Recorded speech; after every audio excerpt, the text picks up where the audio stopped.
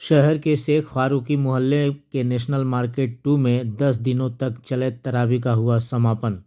औरंगाबाद में रमज़ान के पवित्र माह में रोज़ा का महत्व है, लेकिन रोज़ा खोलने के बाद तरावी की नमाज का भी खास महत्व माना जाता है। शहर के शेख फारूकी मोहल्ले के नेशनल मार्केट 2 में 1 मार्च से शुरू हुए तरावी का आज यानी कि रविवार की रात 10:30 बजे समापन हो गया। बताया जाता है कि तरावी का नमाज ईसा की नमाज के बाद पढ़ी जाती है, जिसमें 20 रकात होते हैं और हर 2 रकात के बाद सलाम फेरा जाता है। यह तरावी शहर के प्रसिद्ध उद्घोषक एवं फिल्म निर्देशक आफ्ताब राना के 17 वर्षीय शहजादे हाफिज मोहम्मद जुल्करनैन के द्वारा संपन्न कराया गया। यह पल एक पिता के लिए जीवन का सबसे अनमोल पल साबित हुआ, जब वो अपने पुत्र के सानिध्य में इस तरावी में शामिल हुए। तरावी के संपन्न होने के बाद हाफिज़ की गुलपोशी की गई और एक दूसरे से गले मिलकर अमन चैन की दुआ की गई। कहते हैं कि रमज़ान के महीने में अल्लाह की खूब रहमत बरसती है, बुराई पर अच्छाई हावी हो जाती है। इस महीने में मुसलमान अपनी चाहतों पर नकेल कस सिर्फ अल्लाह की इबादत करते हैं। यूँ तो एक दिन में 5 वक्त की नमाज अदा की जाती है, लेकिन रमज़ान के महीने में तरावी के नमाज को भी पढ़ना ज़रूरी होता है। इस तरावी के समापन के दौरान मदरसा इस्लामिया के पूर्व प्रिंसिपल मौलाना इजराउल हक, मदरसा नूरुल नेहुटी के प्रिंसिपल जनाब मौलाना जफ़र इमाम, नगर पालिका के पूर्व चेयरमैन रईस आजम खान के साथ साथ आसपास के मोहल्ले के छोटे छोटे बच्चे एवं बुजुर्ग शामिल हुए।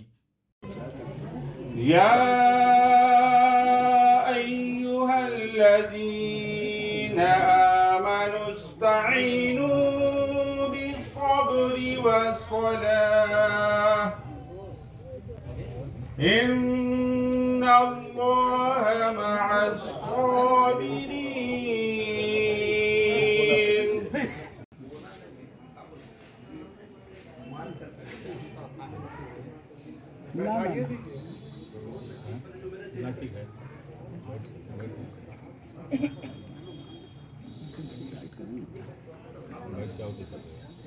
बैठ के ही बहुत अच्छे से बैठ के तो बांधा जा सकता है, लेकिन सुन्नत तरीका खड़े ही होकर है।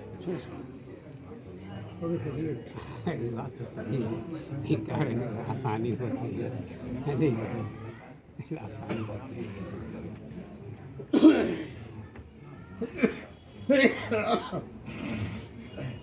ढीला बांध रहे हैं, थोड़ा सा नहीं फिसलेगा। आफ्ताब फिसलने देंगे तब नहीं फिसलेगा।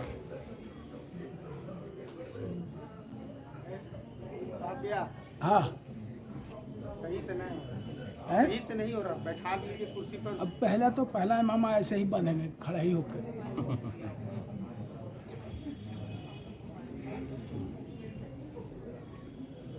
फिर उसके बाद उसको खोल के जब बैठ जाएंगे तब बांध देंगे।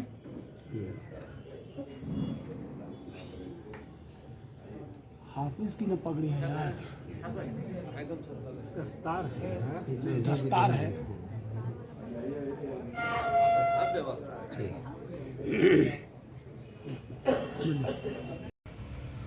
बिस्मिल्लाहिर्रहमानिर्रहीम। रमज़ान मुबारक का मुबारक महीना चल रहा है। इसमें तमाम आलम इस्लाम के लोग पूरे माह अव्वल तो दिन भर अपनी भूख और प्यास को बर्दाश्त करके रोज़ा रखते हैं। इसके बाद नमाज इशा के वक्त लोग अपने हर काम को छोड़ के नमाज तरावी में शामिल होते हैं। तरावी की नमाज दरअसल सुन्नत मुअक्कदा है। ये आज से नहीं, करीब 1450 सालों से चली आ रही है और तमाम लोग इसको पढ़ते हैं। और अल्लाह का शुक्र है, यहाँ पर भी आज तरावी मुकम्मल हुई। मुसलसल यहाँ 2 साल से तरावी हो रही है और इंशाअल्लाह अगर अल्लाह ने चाहा तो लगातार यहाँ तरावी होती रहेगी। इंशाअल्लाह लगातार तरावी यहाँ पर हो रहेगी और जब तक मौका रहा, जब तक अल्लाह ताला ने ताकत दी, इंशाअल्लाह मैं तरावी का काम अंजाम देता रहूँगा। कितने दिनों तक होता है तरावी? दरअसल पूरे महीने तक, रमज़ान के चाँद से लेकर ईद उल फित्र के चाँद तक तरावी सुन्नत मुअक्कदा है। इसमें एक ख़त्म कुरान सुनना और एक ख़त्म कुरान सुनाना सुन्नत मुअक्कदा है, ये हमेशा से चला आ रहा है। और तरावी में रमज़ान के महीने में बाद नमाज इशा पूरे महीने एक ख़त्म कुरान की तिलावत होती है। एक पिता के लिए कितना गर्व का पल होता है जो उनके बेटे के द्वारा तरावी का पाठ किया जाता है और बेटे के तरावी के पाठ में पिता शरीक होता है। देखिए, ये अपनी अपनी रूह, अंतरात्मा जिसकी जितनी कीमती है वो इसका जवाब उतना कीमती देगा।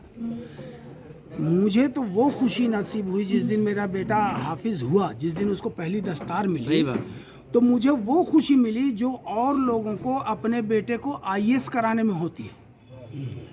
मैं किसी सूरत से भी IAS हो या डॉक्टर हो या इंजीनियर हो या प्रोफेसर, उससे कहीं बेहतर मैं हाफिज़ को मानता हूँ, क्योंकि हाफिज़ होना केवल एक सर्टिफिकेट नहीं है, ये ऐसी पढ़ाई है जिसमें दीन और दुनिया दोनों शामिल है।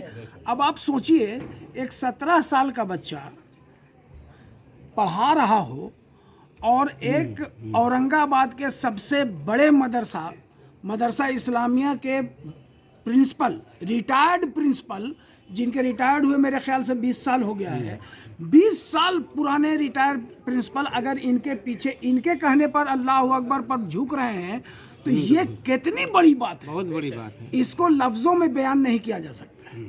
और जहाँ तक तरावी का हुक्म है, तरावी का हुक्म है कि जैसा अभी हाफिज़ साहब ने बताया कि पहले दिन से लेके आखिरी दिन तक, कहीं कहीं 10 दिन की तरावी, कहीं 8 दिन की तरावी। ये मकसद है एक पूरा कुरान सुनना।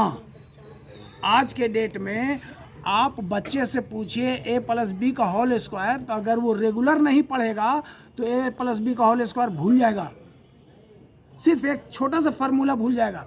और हाफिज़ कितनी बड़ी चीज़ है कि पूरे कुरान को स्टार्ट से लेके एंड तक एक जेर एक ज़बर, जो औरंगाबाद का हाफिज़ सुनाएगा वही मलेशिया का हाफिज़ सुनाएगा, जो मलेशिया का हाफिज़ सुनाएगा वही सऊदिया का सुनाएगा। कहीं से कोई एक जेर ज़बर तो बहुत दूर की बात है, एक नुक्ता इधर उधर नहीं होता है। क्योंकि अल्लाह ने जब किताब उतारी तो अल्लाह ने ये कहा कि इस किताब की हिफाजत मैं करूँगा, तो हिफाजत कैसे होगी?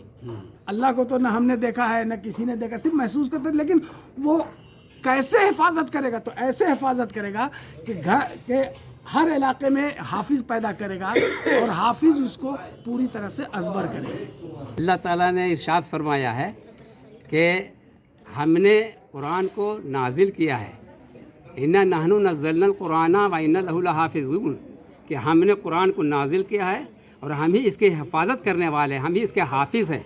और उसकी शान देखिए कि अपने बंदों को इस कदर हाफिज़ बना दिया है कि हर जगह अल्लाह ताला का कलाम पढ़ा जा रहा है। अच्छा, वालिदैन को जो खुशी होती है, तो हमारे किताब के मुताबिक एक ऐसा वक्त आवेगा जो हम लोग क़यामत का वक्त कहते हैं, महशर का दिन।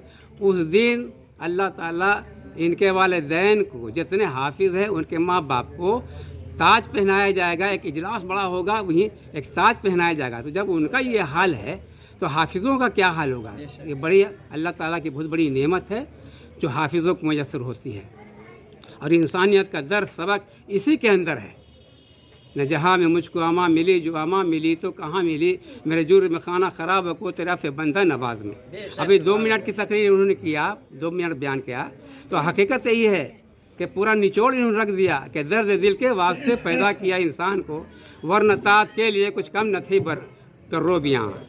फरिश्ते बहुत थे, लेकिन दर्द इंसान का दर्द एक दूसरे का बांटना सबसे बड़ी यही इबादत है और यही मज़हब की असल तालीम है।